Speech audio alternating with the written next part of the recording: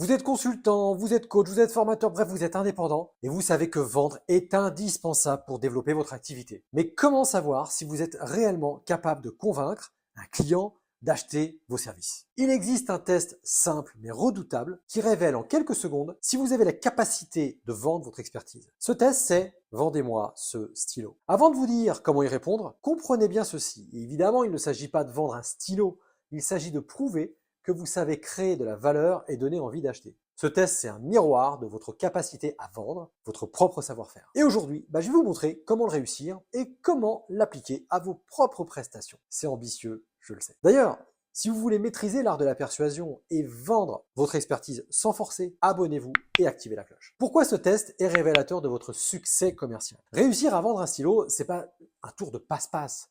C'est juste la preuve que vous avez compris ou pas comment vendre une idée, une transformation, un bénéfice. Exactement comme lorsque vous vendez une formation, un accompagnement ou une prestation de conseil. Ce que ce test évalue vraiment, c'est votre capacité à comprendre votre client avant de parler de vous.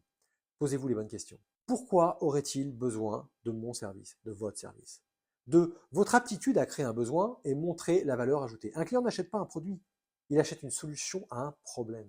Comme il n'achète pas une perceuse, mais il achète les trous qu'il va pouvoir faire avec. 3. Votre talent pour structurer une offre irrésistible.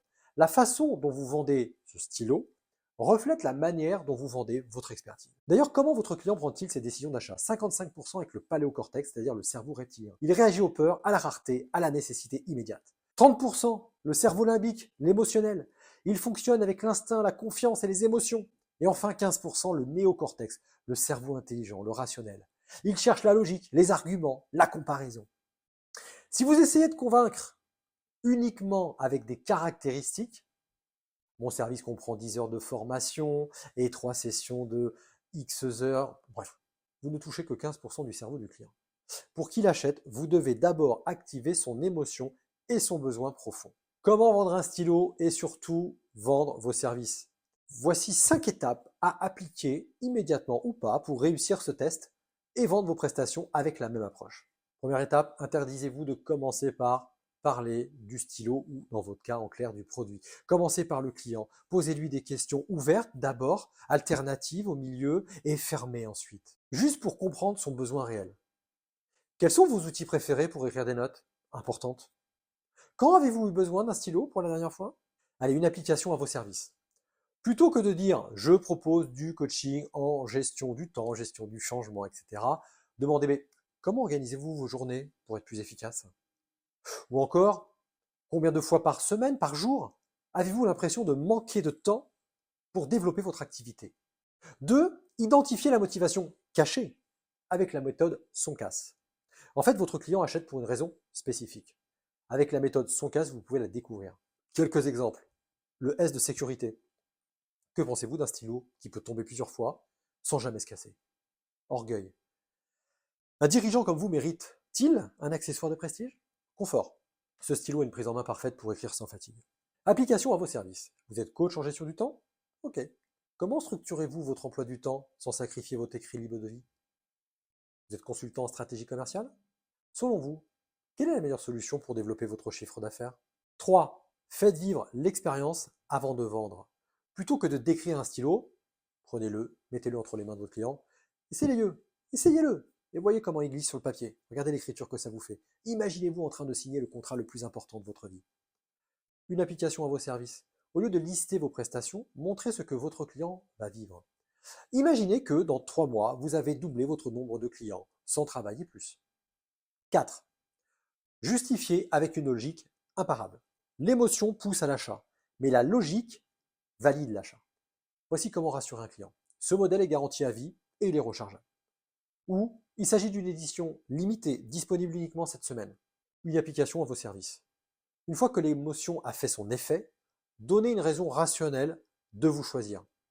Mon accompagnement est basé sur une méthode prouvée, utilisée par plus de 500 entrepreneurs, comme vous, dont la liste d'ailleurs est adossée à tous nos devis. Ou encore, vous avez une garantie satisfaction. Si vous ne voyez aucun résultat probant dans les 30 jours, on ajuste ensemble. 5. Créer un sentiment d'urgence. Un client hésite, c'est normal.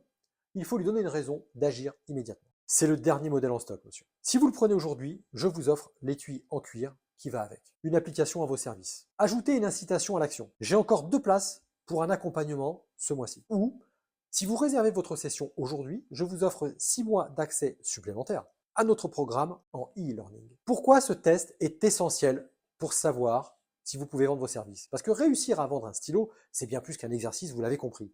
C'est juste la preuve que vous savez vendre une idée, une transformation, une promesse, un bénéfice. Allez, à vous de jouer, appliquez ces principes et vous verrez la différence dans votre business. D'ailleurs, un bon vendeur n'est pas celui qui parle le mieux, mais celui qui sait comprendre son client avant de parler.